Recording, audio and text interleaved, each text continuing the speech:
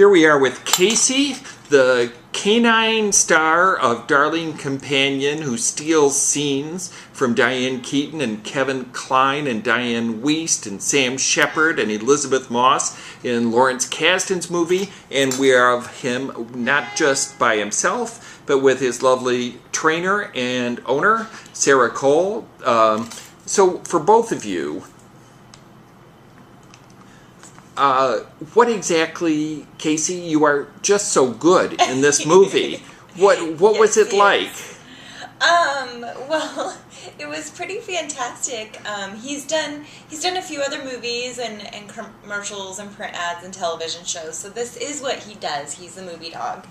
And he's actually owned by the company that I work for, but he does live with me and I am his trainer. So we've had him for about 8 years.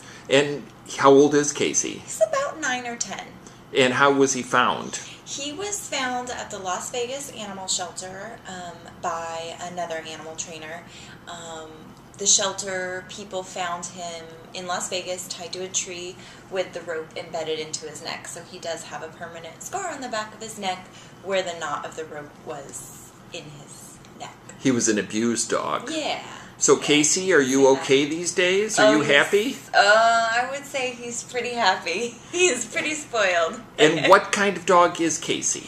I would imagine that he's a Collie Shepherd mix, although we don't know exactly. And is Darling Companion Casey's biggest role to date?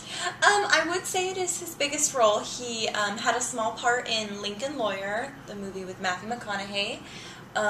He was in a children's movie called Monster Mutt. He did a season on Brothers and Sisters, the television show.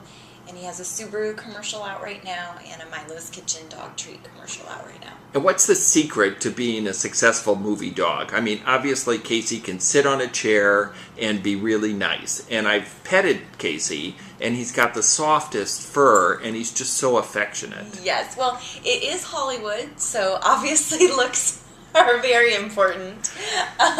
Usually dogs get picked mostly on look rather than ability, but he is very well trained. I train him continuously. He's always learning new things.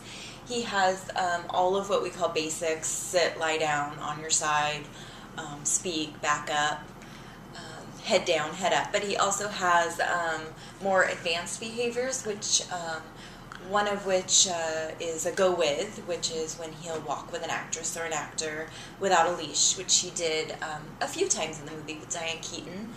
And he also has what's called a workaway, where I can actually stand behind him when he's not facing me, and he'll just listen to my voice commands and do what I say. Now, does Casey get confused because everybody in the movie calls him Freeway? No, you know what? He's mostly just looking to me for direction, so he doesn't really know that they're talking to him really when they say Freeway. So how strange is it? There Casey is with his paw. How strange is it, Sarah, for you to be giving Casey directions while the actors are going through a scene? In other words, Kevin Kline and Diane Keaton are sitting there talking, you're right off camera, and are you going, okay, Casey, you jump up on Diane now, or do you do it all with motion without dialogue? Yes, it depends on the scenario and the situation. I do train the dogs with verbal and hand cues, so they can do either or. There are times in the movie where I do have to talk in between their lines, so as not to what we call step on their lines. Or in some cases, I'll just use my hand cues. So. Yeah. And what do you find is the secret to training dogs? Is it just being kind and have food? We use all positive reinforcement. For Casey, the positive reinforcement is definitely food.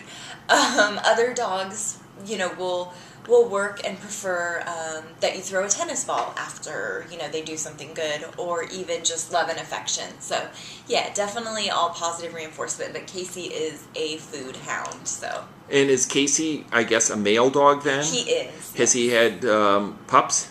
No, he is neutered. I mean, I don't know what his history was before we found him, but he was neutered at the shelter, yeah. He was? Yeah. Oh, okay. He looks like he doesn't mind that. No. doesn't mind at all. Now, has Casey met Uggie, the dog star of The Artist? We have not met Uggie, but we work very closely with the trainer who did that movie as well. We all sort of work together, so. And yeah. when there's a lot of animals in one scene, everybody's got their own trainer. How is that? It's difficult. There's definitely a certain amount of finesse that you have to have as a trainer. When there's multiple animals in the scene, you usually try to be very quiet so that you're not distracting the other animals, and everybody's usually whispering or using just hand cues. So it can get crazy. When you brought him home from the shelter, how long was it before he had his first job? I'm not really sure. His first big break, his first big movie was about 4 years ago. So in the past 4 years really is when he's really started working. Come into his own as a movie dog. Yeah. And when he watches television and there's a dog there, does he bark at it? No, he does not. And when he's on TV, I always try to tell him, there you are, and he doesn't know. He doesn't. No. So he can't say, like, Rin Tin Tin is my idol or anything like that? No. And what does he do when he's not working? Well, when he's not working, good. He lives at home with me, like I said, and we have. You're okay. Sit. Good. He's such a beautiful dog. I'm too big for this chair. We have about 5 to 6 other working dogs that live at home with us. So he plays with his friends and chases birds, and he goes for runs with me every day in the park. So Now, there's a very dramatic scene in Darling Companion where he goes off and he chases a deer. Yes. They're in the Rockies. Yes. How did you get Casey to chase the deer and come back? Well, actually, that's very funny that you say that. Casey did have what we call a backup dog in the movie. And the backup dog's name is Kuma, who is an all-cream dog that the animal colorist dyed to match Casey's hair. And Kuma did that one scene in the movie because Casey's what we call critter crazy, and if I would have released him on the deer, he would not have come back. But Kuma fortunately did. So that was the one scene in the movie that Casey did not do himself.